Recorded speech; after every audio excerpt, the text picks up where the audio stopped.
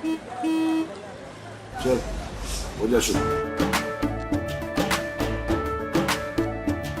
केसरिया से मन जोगी हुआ रे, दिल झूमे देखो मतवारा हुआ रे, दिल झूमे देखो मतवारा हुआ रे। हर पल मनाओ केसरी त्योहार। विमल बोलो जुबान केसरी।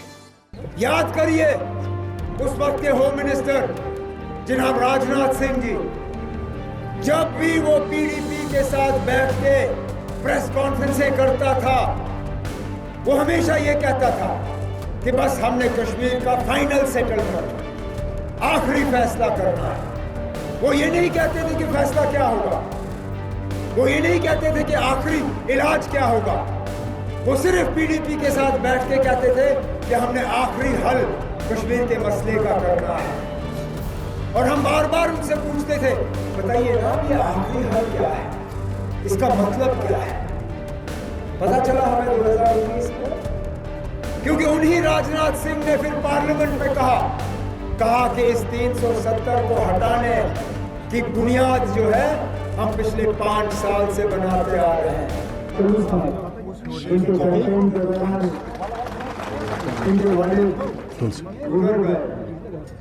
अल्लाह ताला हाजी गुलाम रसूल साहब को मग़फ़िरत करे और जन्नतुल फिरदौस। हमें मालूम था साजिश हो जाएगी, लेकिन साजिश किस लिए, क्यों, ये पिछले दिनों ही समझ आया।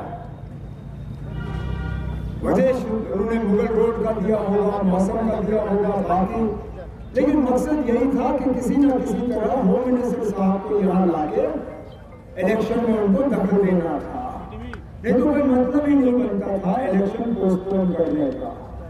आराम से 7 मई को इलेक्शन हो जाते, लेकिन 7 मई तक हमारे जो मुल्क के होम मिनिस्टर साहब हैं उनके पास फुर्सत नहीं थी, और वो श्रीनगर के इलेक्शन से पहले नहीं आना चाहते थे, क्योंकि उनको डर इस बात का था कि अगर श्रीनगर से पहले आते तो हमारे वो क्रिकेट बैट वाले जिन्होंने इस मैदान में भी उम्मीदवार उतारा है, कहीं उनको श्रीनगर में इससे नुकसान नहीं होगा।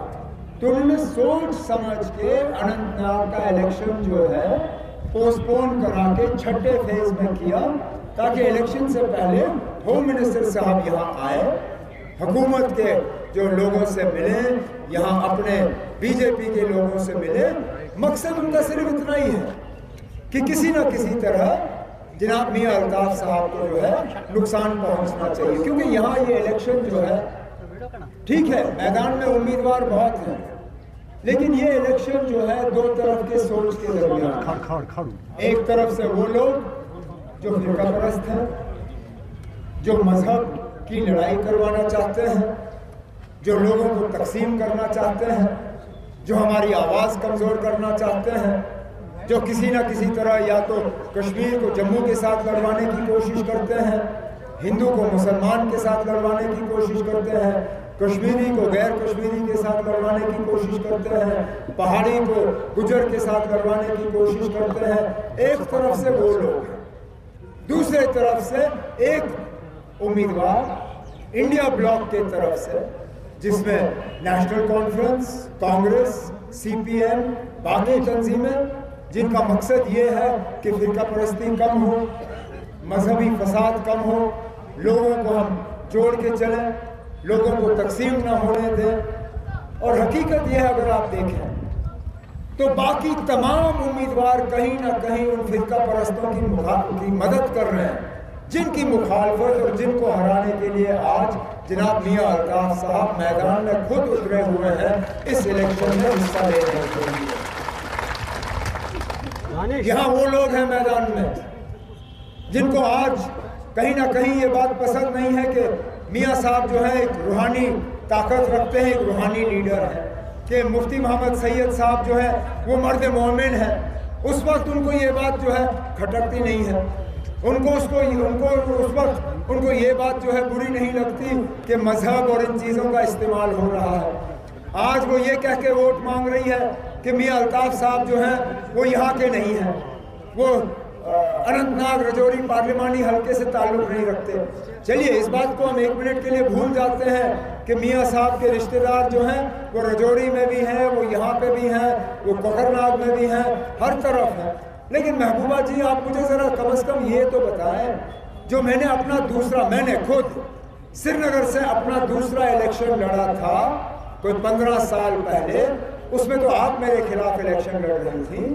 आप तो श्रीनगर से नहीं थी, आप तो अपने आप को अनंतनाग से मानती हो, तो आपने श्रीनगर आके कागज कैसे भरे? जब आप श्रीनगर से इलेक्शन लड़ सकते हो वो ठीक है, लेकिन जब मियां अल्ताफ साहब अनंतनाग से इलेक्शन लड़ते हैं वो बात आपको जचती नहीं। क्यों? क्योंकि मियां साहब से आप हारने की डर में बैठे हुए हो और इसलिए आप चाहते नहीं हो कि मियां साहब यहां से इलेक्शन लड़े। मांगते आप वोट 2014 में बीजेपी के खिलाफ हो और फिर बीजेपी उन्हीं बीजेपी वालों के साथ आप हाथ मिलाते हो। हमने आज जिस दौर से हम गुजर रहे हैं, जहां हमारी जमीनों को खतरा है, हमारे नौजवानों के रोजगार को खतरा है, हमारे अपने पानी के हक पे खतरा है, यहाँ बाहर से ठेकेदार भी आते हैं, सरकारी बैंक का मुलाजिम लगाना होता है वो भी बाहर से आता है। ये दौर हमें देखने को नहीं मिलता। अगर 2019 में इन्हीं कलम दवात वालों ने नेशनल कॉन्फ्रेंस के दोस्ती के हाथ को थाम लिया होता, हमने उस वक्त इस खतरे को पहचाना था। मैंने उस वक्त अल्लाह मगफिरत करे मुफ्ती मोहम्मद सैयद साहब को, मैंने इन बीजेपी वालों को आप बाहर रखिए, इसके बरक्स आप 6 साल हुकूमत करिए, आपको कोई नहीं छेड़ेगा। इसमें कांग्रेस वाले भी हमारे साथ तैयार थे।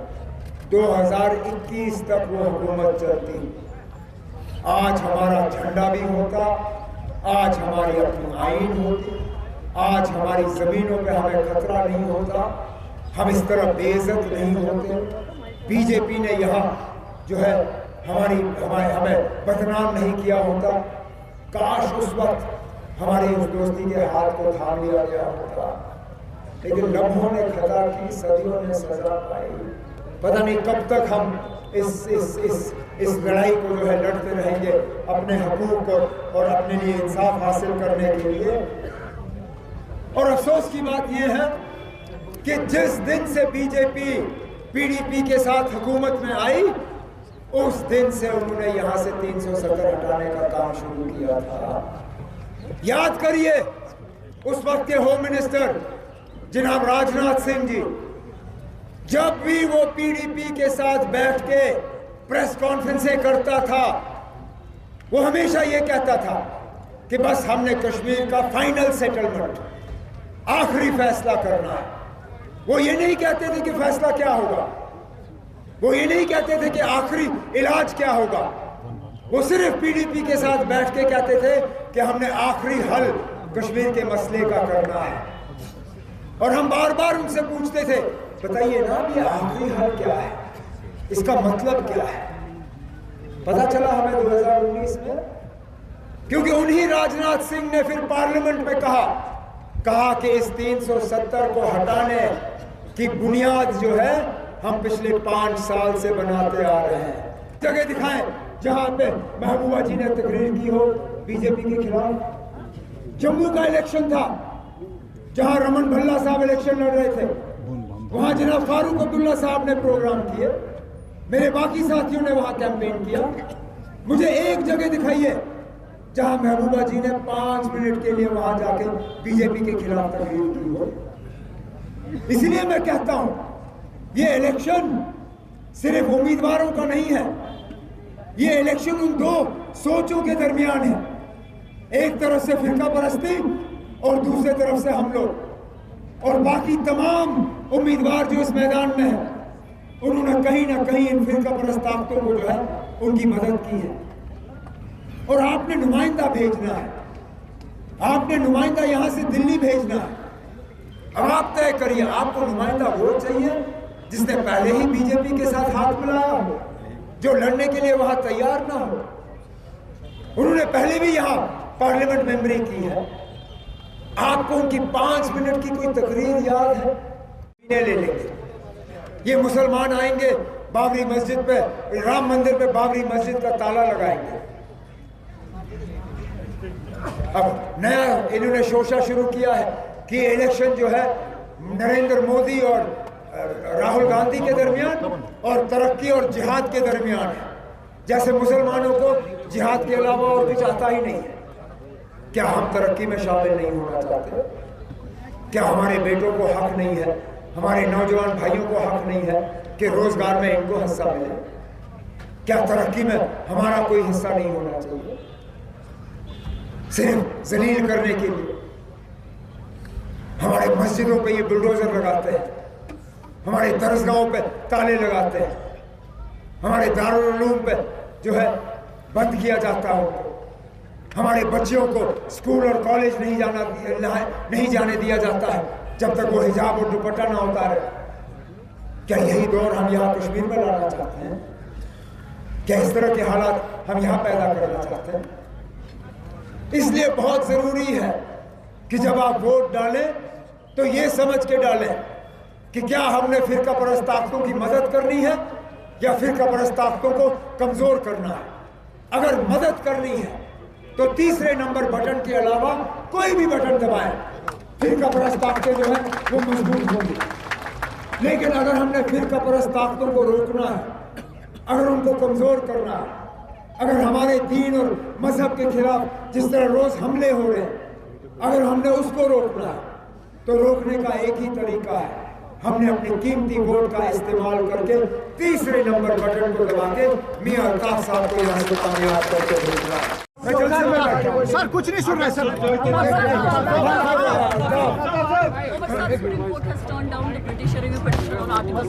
I have nothing to say on that at the moment. Look, I have been in a public meeting. How do you expect me to react to something I don't know about?